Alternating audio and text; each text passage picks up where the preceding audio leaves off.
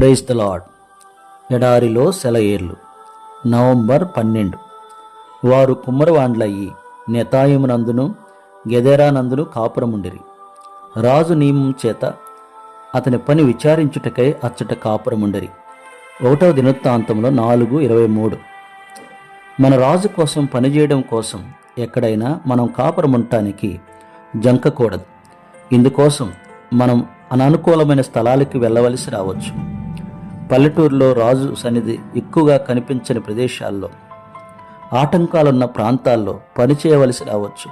దానికి తోడు మన చేతి నిండా మనం చేయవలసిన కుండలు పని భారంతో ఉండవచ్చు.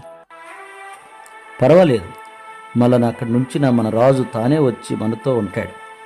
అక్కడున్న అడ్డుగోడలన్నీ మన మేలు కోసమే, లేకపోతే వాటిని ఎప్పుడో తొలగించేవాడుగా. అలాగే మన దారికి అడ్డుగా ఉన్నవి ఒకవేళ ఆ దారికి భద్రత కలిగించడానికే అక్కడున్నాయేమో. కుమ్మరి పని మాట ఏంటి? మనకు దేవుడు అప్పగించాలనుకున్న పని అదే అయితే ఇక వాదాలెందుకు? కాబట్టి ప్రస్తుతానికి మన పని ఇదే. ప్రియా, తోటలోనికి తిరిగి వెళ్ళు. సాయంత్రం అయ్యేదాకా శ్రమించు. పాదులు త్రవ్వి పందిళ్ళు కట్టు. యజమాని పిలిచేదాకా పని చేపట్టు. నీ చేతనైనంత సింగారించు నీ తోటను. నీ శ్రమ వ్యర్థం కాదు. నీ ప్రక్క తోట పనివాడు నిన్ను చూసైనా ఒళ్ళు ఉంచుతాడేమో. రంగురంగుల సూర్యాస్తమయాలు, చుక్కలు పొదిగిన ఆకాశము, అందమైన పర్వతాలు, మెరిసే సముద్రము, పరిమళం నిండిన అరణ్యాలు, కోటి కాంతుల పుష్పాలు, ఇవేవి క్రీస్తు కోసం ప్రేమతో పాడుతున్న హృదయానికి సాటిరావు.